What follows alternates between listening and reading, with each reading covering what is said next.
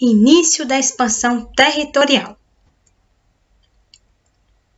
Ser um guerreiro romano é uma honra para todos. Todo mundo queria participar, independente de sua condição financeira, de ter ou não armadura, de ter ou não cavalo. Bom, a depender da condição financeira, você tinha um lugar nas fileiras do exército romano. Bom, algumas pessoas que tinham mais condições financeiras ficavam em cima dos cavalos. Haviam aquelas pessoas que eram também especializadas em lanças, outras que tinham mais habilidade com arco e flecha. E aí variava. A expansão territorial veio pela necessidade de controlar o mar Mediterrâneo. Um dos grandes concorrentes romanos foi um povo que nós já conhecemos. É aquele povo que os fenícios contribuíram na sua fundação da sua cidade, que foram os cartagineses. A batalha contra os romanos entre os romanos e os cartagineses também foram conhecidas como as Guerras Púnicas. Exatamente. Eles tinham o desejo de tomar todo esse território do mar Mediterrâneo justamente para ter controle sobre as rotas comerciais. E para isso eles conseguiram implantar as Guerras Púnicas, ou seja, destruir Cartago para iniciar sua expansão territorial. Guerras Púnicas. As Guerras Púnicas foram divididas em 3 fases. A primeira Guerra Púnica, que foi a conquista da ilha da Sicília. Sim, a ilha da Sicília pertencia a Cartago, caso vocês não lembram. Foi a primeira fase da Guerra Púnica. A segunda Guerra Púnica teve a destruição da cidade de Cartago. E a terceira Guerra Púnica, que foi quando Cartago foi derrotada e os cartagineses foram escravizados e todos levados para Roma. Bom, algumas crises sociais aconteceram. Foi, na verdade, consequências da Guerra Púnica. Roma tornou-se uma cidade muito rica, é claro. Passou a circular mercadoria de toda parte do mundo. Uma nova classe social passou a surgir. Agora eles tinham a nobreza, que era formada por comerciantes. Os donos daquelas terras, que eram os grandes poderosos, eles faliram, porque eles acabaram largando suas terras para lutar na guerra e deixaram as terras completamente abandonadas.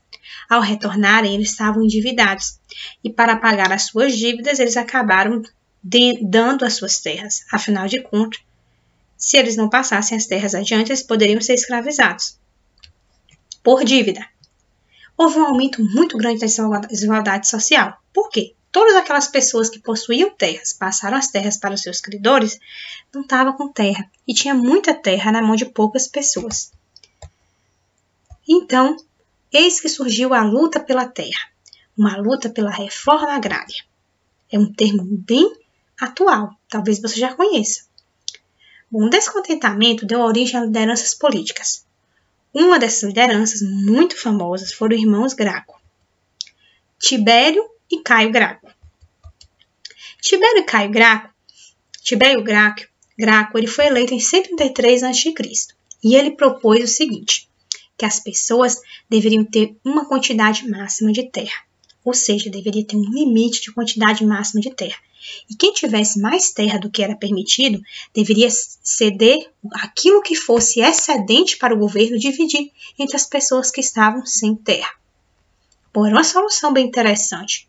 Porém, o Senado não gostou nada dessa história.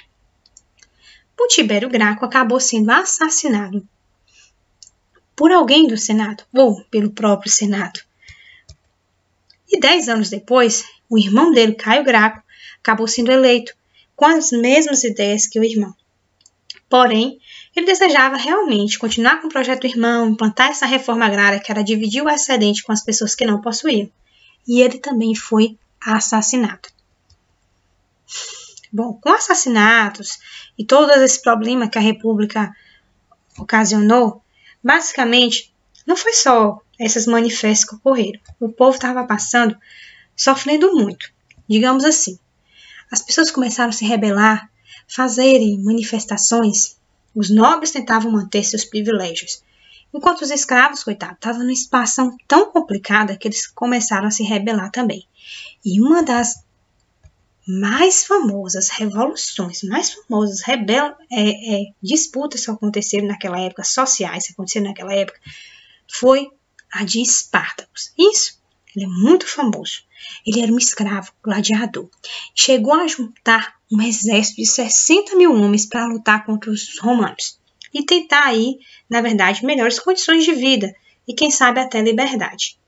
Porém, os escravos, ou seja, o exército de Espartaco, foi derrotado. E a punição deles foi crucificar 6.000 homens. Isso, 6.000 homens que estavam no exército.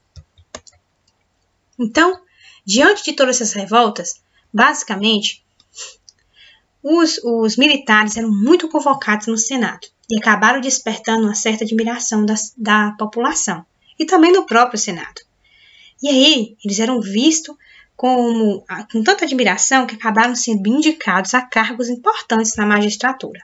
E eles inventaram, então, criar um triunvirato. Triunvirato vem do nome 3. Triunvirato. Ou seja, eram governados por 3 pessoas. Agora, haviam 3 cônsules, e os 3 cônsules eram militares. O primeiro triunvirato romano era de Júlio César, Crasso e Pompeu. Acontece que o maior desejo dos cônsules era ter total poder em suas mãos, era implantar o império. Era um desejo íntimo de Júlio César. Bom, então, eles começaram a competir. Começaram, então, a fazer diversas campanhas. E uma campanha, naquela época, na verdade, era tentar dominar territórios, dominar terras. Acontece que, nesse meio tempo, basicamente, o Crasso morreu ao tentar dominar um determinado território que nem o Senado não tinha apoiado. Pompeu, na disputa contra Júlio César, fugiu para a Grécia. E eis que Júlio César ficou no poder, tentando implantar o império. Acontece que Júlio César, diante de suas ideias, acabou sendo assassinado pelo Senado. Isso não é surpresa, né? Afinal, as pessoas naquela época tinham muito medo desse poder centralizado na mão de uma pessoa só. Os romanos já tinham passado por muitas coisas. O segundo triunvirato foi formado por Marco Emílio Lepto, Marco Antônio e Otávio Augusto. Marco Antônio, como curiosidade para vocês, era filho adotivo de Júlio César, é aquele que morreu assassinado no Senado. Os 3 desencadearam uma guerra civil. Quem saiu vencendo foi Otávio Augusto. E Otávio Augusto se tornou o primeiro imperador de Roma. Isso, ele conseguiu se tornar o primeiro imperador de Roma.